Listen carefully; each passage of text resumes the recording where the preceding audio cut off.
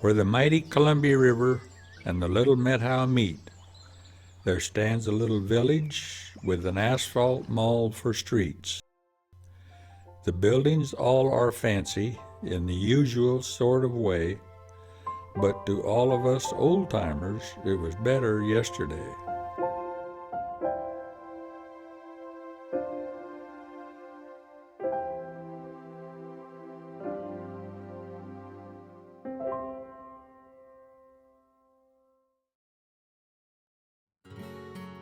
Our story starts around 1885 when Lee and Rena Ives believed the mouth of the Meadow on the Columbia would be a good place to buy stock and hides.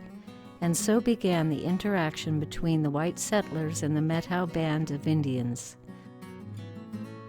On April 27, 1896, the name Ives was established by the United States Post Office. In 1889 to 1900, a Spanish-American war veteran that had served in the Philippines named Charles Ed Nosler came to Ives Landing with his family. He renamed the community after a village he had known in the Philippines, Pateros, meaning Duck Egg Nation. Charles was interested in mining. Some Chinese placer miners were still there in 1886 when Lee Ives arrived. When placer mining declined, they built the China Ditch, which was instrumental in the early irrigation methods. In 1903, Pateros had grown to 4 commercial establishments and 9 homes. C.J. Steiner became a leading citizen and vigorous promoter of the area. For many years, due to his efforts, Pateros ranked as the principal rail shipping point between Wenatchee and Oroville for the fur trading industry and early prospering orchards. By 1909, Charles T. Borg, an attorney from Nebraska and longtime friend of C.J. Steiner, had opened an office and started a promising career. The village of Pateros had a solid bridge that crossed the Meadow River. There was now a drugstore, furniture and feed store, ice house, and soon even a theater. On May 1, 1913, Pateros was formally incorporated. Charles T. Borg was elected the first mayor. I'm Mark Miller. I'm the youngest of 7 children, born to Lewis Miller and Elsie Miller here in Pateros. This family basically lives on an allotment set aside in 1872 by the government, and it was actually deeded into Oregon territories. This Indian culture is based on the river here is the Methow, and so the band of Indians were the Methow Indians. And that's largely, my father is largely Methow as well as Wenatchee.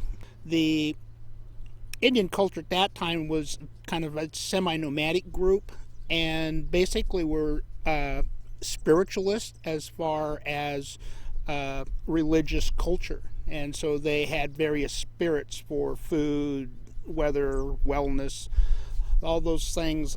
And actually, interestingly, with the introduction of Christianity as a concept, the Indians actually were out seeking that information as a religious, venue, and were curious about that. And so that, I think, was a big part of the, welcoming or cultural cross-mixing of the white people as they moved into this area for mining and agriculture and stuff like that. And so it was actually not as contentious as you might think of as like in the Great Plains and stuff. My grandmother was Rosa Yandaldikis, and I believe she was about 16 years old when she married Arch Fuller. And Arch Fuller is the brother of Renee Ives. Nellie Galarno, Renee, and Levi Ives came from Kansas together at the same time. they were best friends, and they started a trading post to begin with, and that's when it was called Ives Landing. From the trading post, they built the hotel, and all the sales back and forth to the hotel and to Nosler's I'm not familiar with, but I do know that a lot of us would like it to go back to Ives Landing.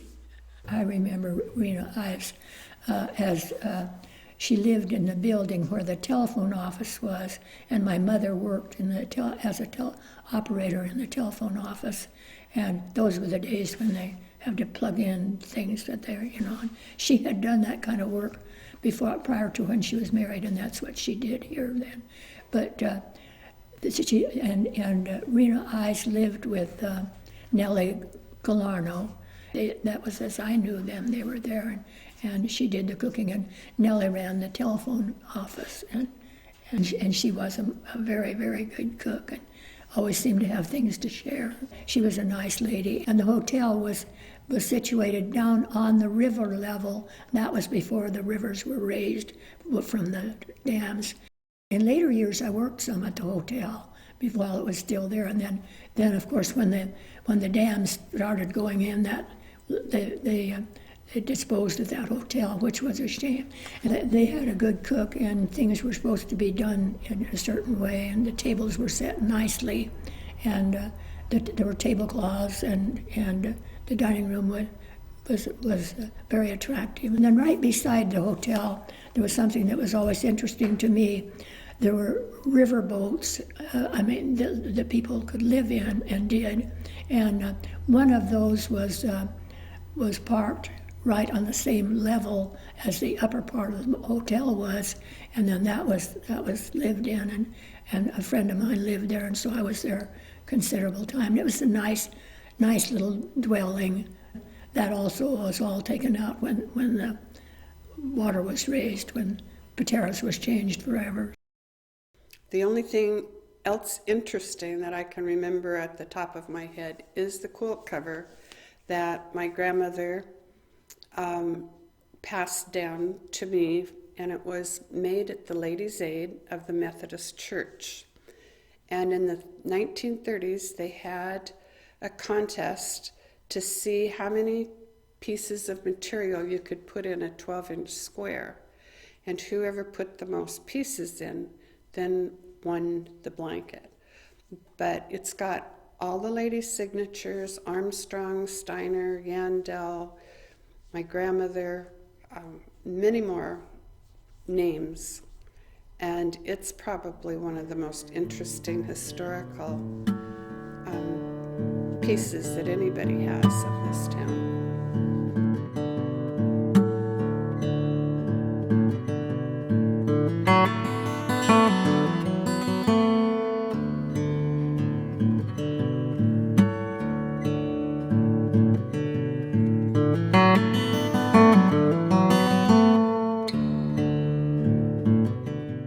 My family, my great uncle came to Pateros in 1909, and with a group of businessmen bid on an Indian allotment about 3 miles up the Met Howe.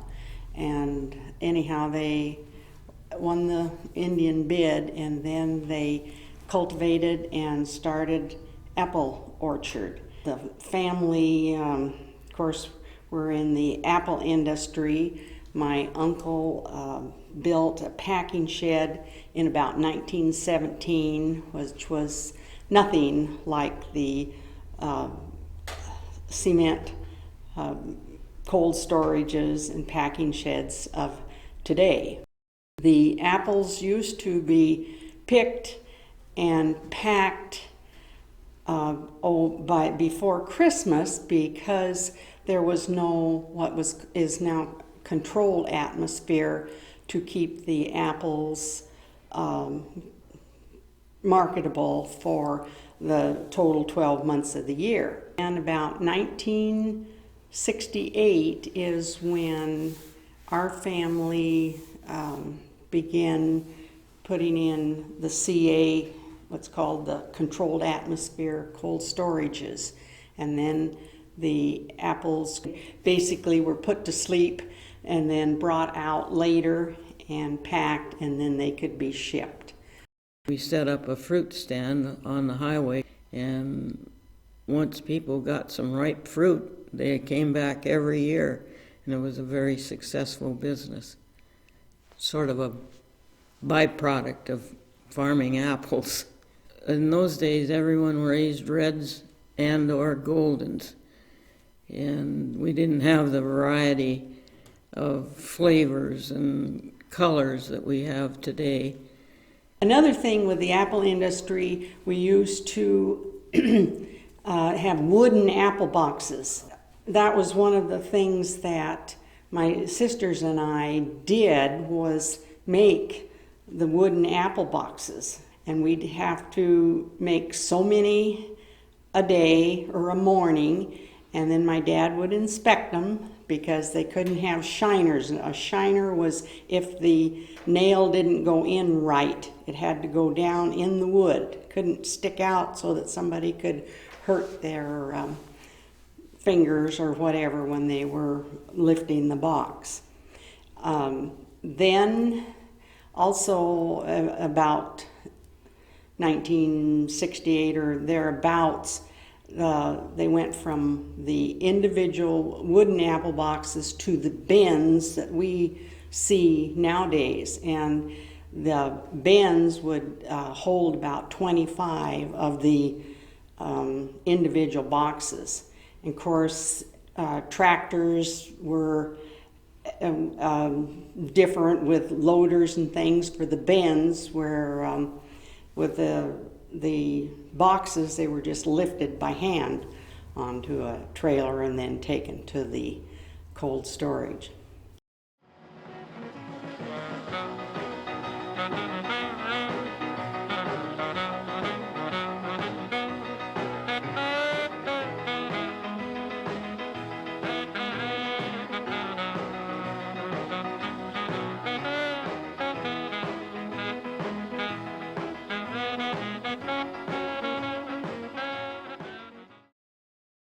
It used to be that with our apple industry, about 95% of our fruit went out by rail.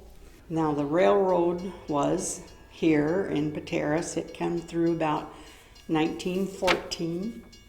I guess this sign behind us came from our old train station. We used to have a pretty busy train station here. And had a passenger train as well as a freight train. Ardell Dungan Tiemanson, her dad, all of us kids, well, my kids and grandkids would run out when the train would go, and he would always have an orange book that he would wave at the kids as they run along up above Hive Streets there by the houses. And he also had a light. If he'd have an orange flashlight that he'd be flashing at all the kids up and down the river. And the railroad had a turntable here in town, didn't it? And yeah. It became a plaything, didn't it? Yep, it sure did. And that was our merry-go-round. They had a big turnaround because the line didn't go through to Orville then. And they'd run the engines in here, load the boxcars out, and they'd run the engine on this round table, big thing. And they'd jump out and push it around, and turn the train around end for end, and head it back for Wenatchee. We'd go down and undog that thing and then push it like crazy, and jump on it and ride, go round and round. Sometimes it takes 3 or 4 hours to get the thing started, as heavy as it was, but it was a different experience and whatnot. We weren't supposed to be doing it. The railroad crew would come along while they'd give us a lecture on fooling with it. My dad came first to Pateros in probably 1944 or something like that, 43, and he brought the first sheep trains and the last sheep trains to the area. And when we talk about sheep trains, they came from the Columbia Basin, and they were, they put them on trains at one point, but more often than not, they drove them with dogs and horses and walkers, and they drove them up the railroad and brought them from the basin, and then they settled here in Pateros, and then they went to different areas. One time they would go out of Pateros, cross the bridge, up by Alder Lake, over Billy Goat, and go back up Black Canyon to the mountains, hit a Gold Creek up through to Hart's Pass and go into an area along the Ashenola River back in there. Well, then the next year they would go north up towards Brewster, up through Indian Canyon, over Knowlton Knob, Bleacher Mountain, and end up crossing Boulder Creek above Winthrop and go back into the cathedrals and that graze area back in there. The sheep would be herded up through town, and sometimes they'd get lost and end up in somebody's yard, and we'd end up with the sheep that we'd feed from a baby bottle. And we used to always pick up the strays. We always raised lambs all the time, and they were really good eating, but you didn't want to eat your friends.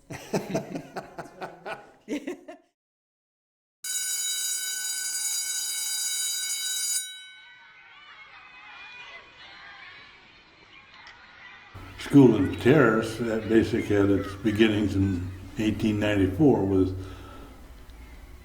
school being held in, I think, a upstairs bedroom with the Miller home. And they had a school also at the Hatch place, which they say is near Alder Lake, but as I understand it, it's more where the Ort place was, down where Sonigers live now.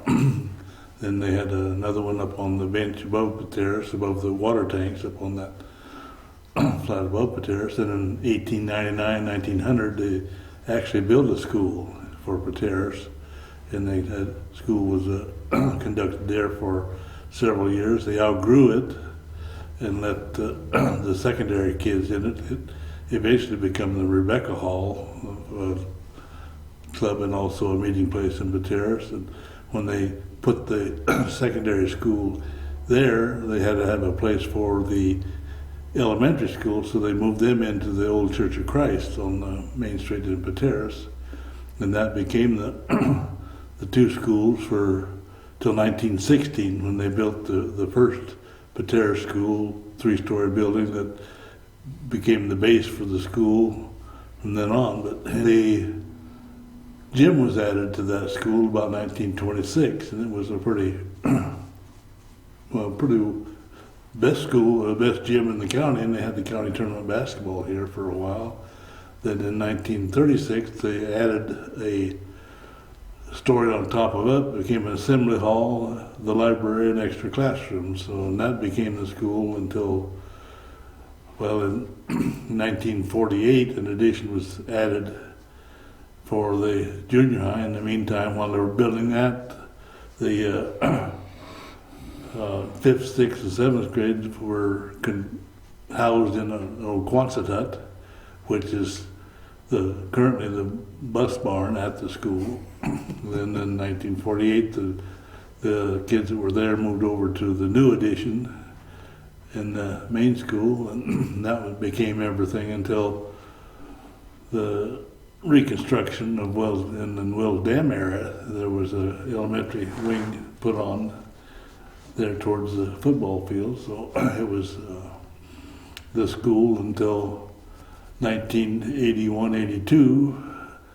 Most of the old school was razed, tore down, except for the 48 edition and the 63 edition, and a whole new school was built, which is in existence today.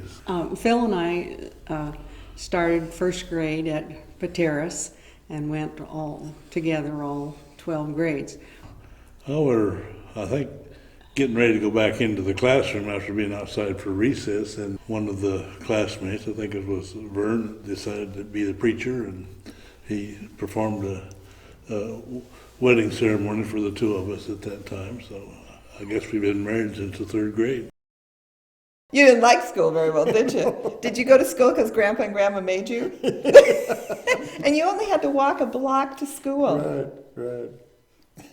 We decided one night we was going to stop the bell from ringing so we wouldn't have to go in the morning. What did you do? sneaked in the boys' restroom downstairs in the basement, went up through the home ec room, up through the ceiling, got up to where the bell was on top, and it was just sitting in a couple of saddles, and ring. And we decided we'd pick it up and set it on some boards, just turn it a quarter turn and set it down. we did. Went home and we figured we was just going to get to sleep in, no problem, and that thing rang right on time.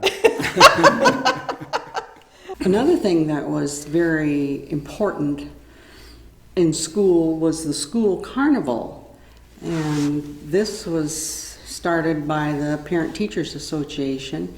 Very popular. I mean, it was, we looked forward to it. And then in the summer, the Apple Pie Jamboree, which was started in 1947. And we have some memories of the first Jamboree where they threw chickens off of one of the buildings, and people would try to catch them. And as I recall, there's most always been a parade with the Apple Pie Jamboree. Yeah, and it was 1947, of course, was the first one, and then the Penticton bagpipers were a part of the parade, and Wenatchee Drum and Bugle Corps. They had a tendency to be a little celebratory when they were in the parade. They would, while they're marching down the street, they would go in and out of a tavern or two on their way down. So they added a little bit to it. And our druggist at the time was Doc Eversbush, had the drugstore, and he was always dressed up in a hula skirt and danced down the street during the Apple Pie Jamboree. So that was entertaining.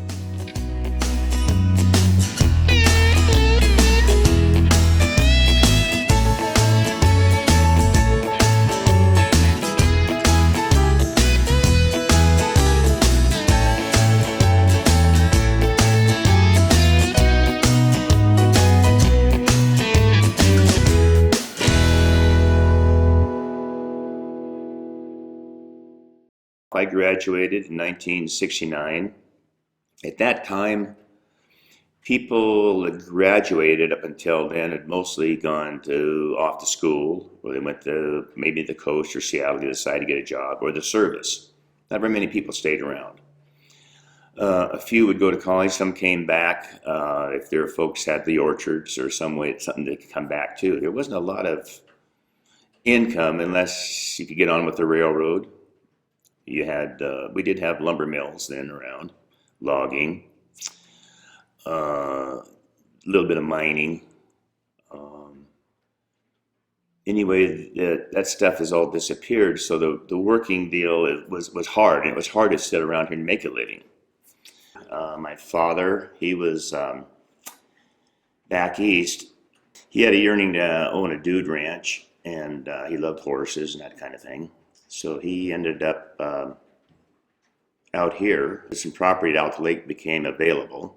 He bought the property in 1945, and then he started a dude ranch and guest ranch and cabins, camps, boats.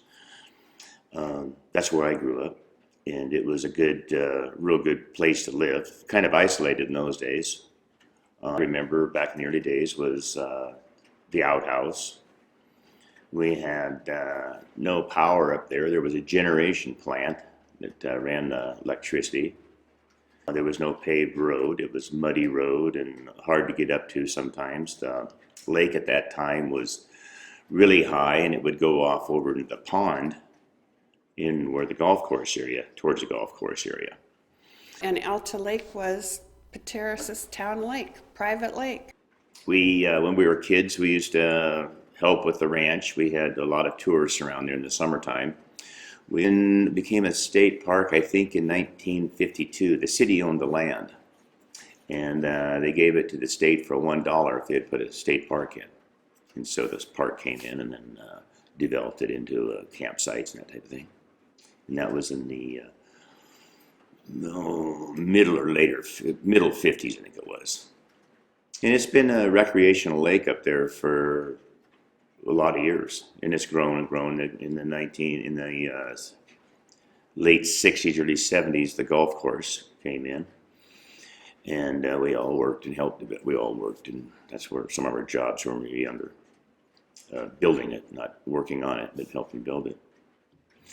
Tried to maintain kind of a Western theme, and with the camping, the horse rides. My brother he's taken over, Brian, the middle brother, has taken over the ranch. A lot of tours. We raised hay on the ranch. We had, my dad he had a love for movies, so he put a movie in a screen, CinemaScope, Technicolor at Alta Lake. And we had the benches out there, and every Wednesday and Saturday night we'd have movies during the summer. And they were new release movies. You know, a lot of John Wayne and Robert Mitchum, a lot of the older stars, you know, that were Kirk Douglas, those kind of movies. And it was a good place, and you had a lot of swimming, water skiing. There was hiking. There was always something to do. We had a good time up there.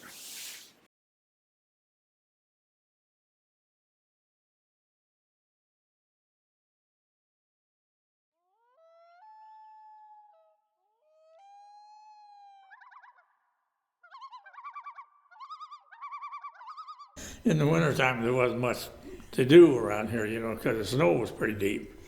And then, of course, up the Met-Howe, there was more snow than here, but we would get a tremendous amount of snow.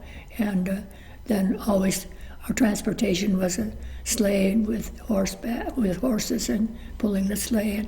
Yeah, used to be, there's plenty of snow around here.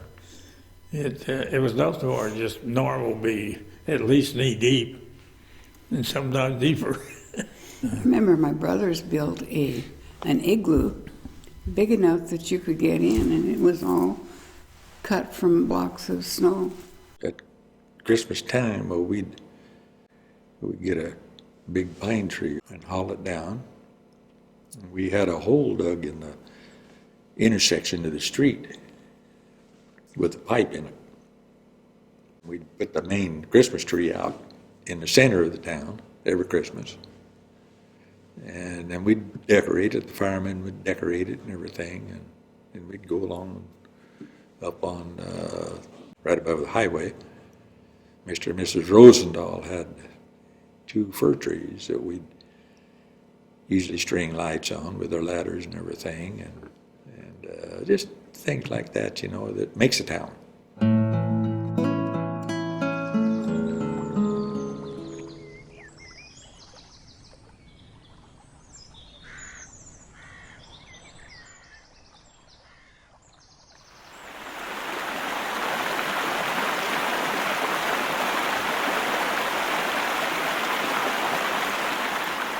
The 1948 flood was pretty disastrous to the Pateros area and areas along the Okanagan, Met-Howe, Columbia rivers. It got real hot real quick and rained. It sounded like thunder coming down the valley, you know, the boulders rolling down. The Met-Howe River come up pretty fast, and basically that's what flooded everything. The Columbia River flow was pretty high too, but not high enough to really do that much trouble. But the Met-Howe, what is now the highway was pretty much where it was now, but the water was way up over the top of the highway. Many of the roads were wiped out from the river meandering so quickly. Many of the bridge approaches were wiped out. I walked across that bridge on that walkway, and the water was about probably 6 feet under me, and that bridge was just kind of quivering all the time, you know, there's so much water. There's a lot of timber that had came down, apple boxes full of apples, because it had washed out the Neff shed, packing shed. It didn't get it all, however, but it took out a lot of the storage, and the apple boxes come down the river. My folks got a letter from somebody in Kennewick that had picked up a couple of boxes of our apples and wrote and thanked them for them. I remember the 48 flood mainly because of my uncle lived right down by the bridge, and the bridge was about to wash out the abutments by the highway, and so I'd go down there as long as I stayed on there. I couldn't go down the street. I remember I had direct orders. I couldn't get out of their garden. I had to sit there and watch what was going on, but I watched them try and blast the logs out of there, and that was fun when you were a kid, you know. It was really fun. And we would watch our neighbors' orchard cabins.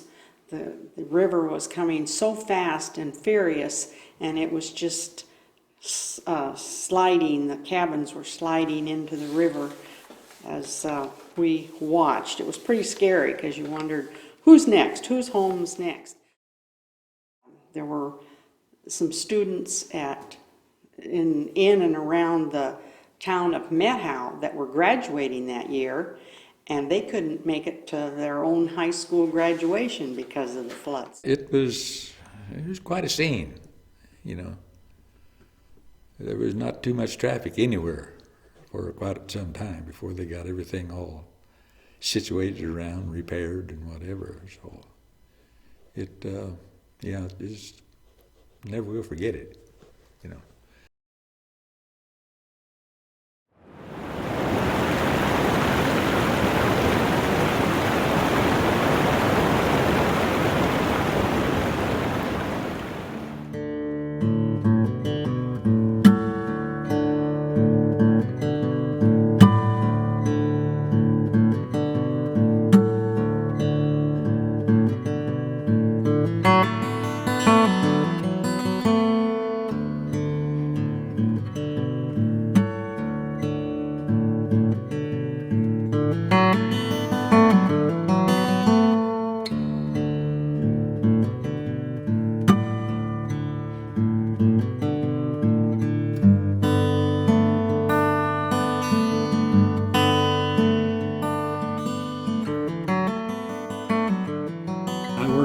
Construction of Wells Dam.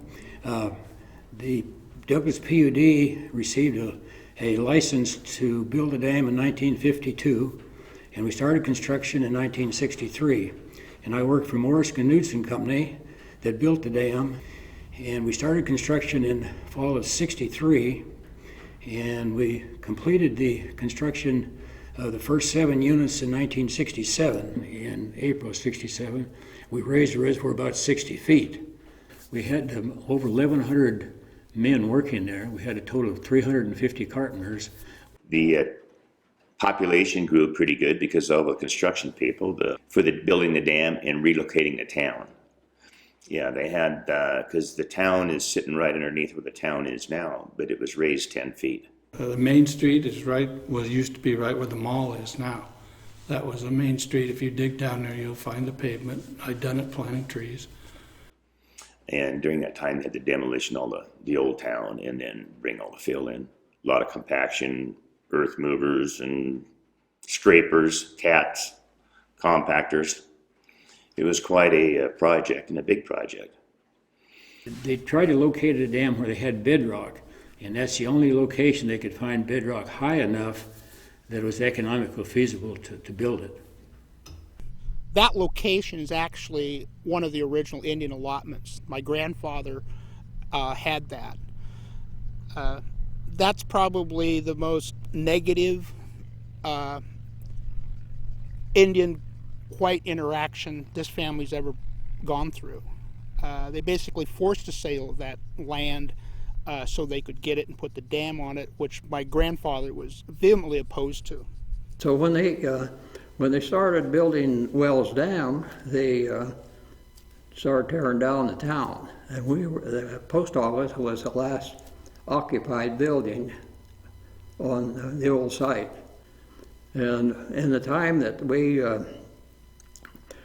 after they got the land up, well, then they moved in a semi-trailer box, and that was our post office. They moved the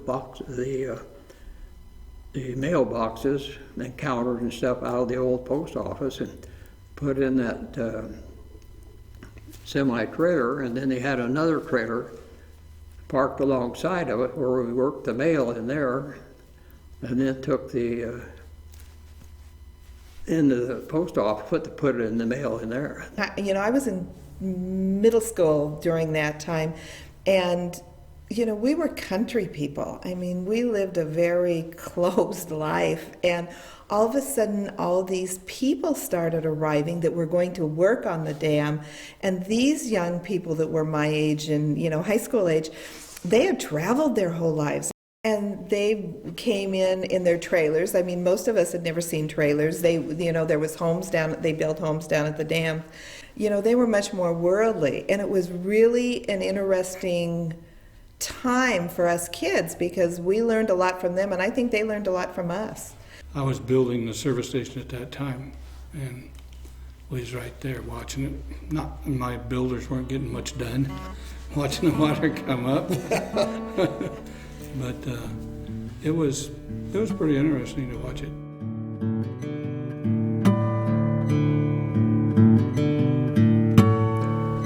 They were trying to get people together, so they could calm things down, and they started a thing called PACE, Pateros Active Community Effort, and they was trying to so they could get people to meetings, so they could explain what was happening and stuff like that. Tried to get people to realize, that it was happening and to try and get their input to what would be best for like all the nice parks we have and everything like that. That actually, a lot of that came from there. People moved their house, were able to move their houses. A lot of the houses went to Brewster. And I know Howe put his house on a barge. And I don't know, do you remember whose house that was? They bought one and put it on the barge and took it down the river. Down the river, up the river. I guess it is up the river. So I don't know up from down. But they did a lot of house moving at that time. I think there's a few on the fill that got moved, but not many. Part of the thing with the dam and the flooding is you lose a culture. Not just Indian culture, but white culture too. And I think there's a lot of people in Pateros that were raised on the Columbia, that lived in Pateros. Pateros had to be elevated and located. People lost things. There's petroglyphs at Wells Dam that are a small portion of the petroglyphs that were on the rocks down there. It's just not the physical being of the moving of the town, it's also everything else that happened around it. Yeah, the dam has made a lot of changes in our town. The new town is post Wells Dam, and the old town is pre-Wells Dam. So, and the dividing line is the mid-1960s. Old Pateros had trees lined on both sides of the street, all the way down, and I missed those trees. Beautiful little town. It was nice town, nice place to grow up. I mean, kids could get out and run from one end of the town to the other. It'd be nice to see the town like it used to be with they used to have 3 grocery stores, 2 or 3 gas stations, and, movie theater, lumber yards. And 3 car dealerships. Yeah. In town. There's a doctor and probably 2 dentists and 2 or 3 beauty shops. Yeah. Haircutting places. The farmer's market and Prince store and barber shop. And a bowling alley at one time. Chick Briar had a store and gas station up on Warren Avenue. Which was actually the highway. Yes. Yeah. The highway went up there. We had a skating rink, and boy, that was full. A lot of kids from Brewster even would... Bridgeport. Yeah, would hitchhike down here and roller skate on skating nights. That was a good town, good town. Good restaurants, good stores.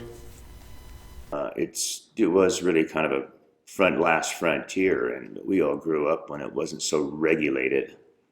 I think where the old town is concerned, I think there was a big, beautiful park with lots of trees, and there was an old main street, and you know, you could walk. There was there was so many trees lined both Main Street all the way down, both sides.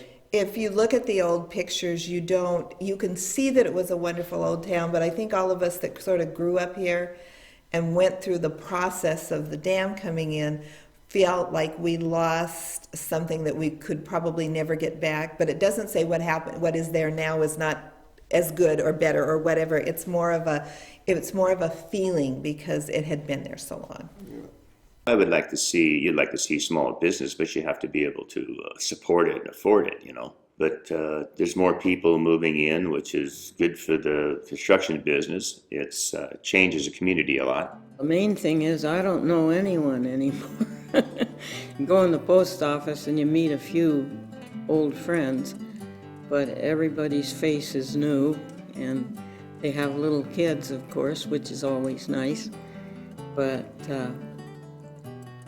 basically, people are working hard and scratching out a living. There's not a lot of ways to earn money here. No big money, that's for sure. And it's just a real nice place to live.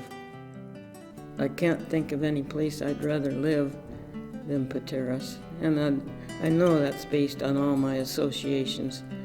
When I was a child, it was a wonderful place to grow up.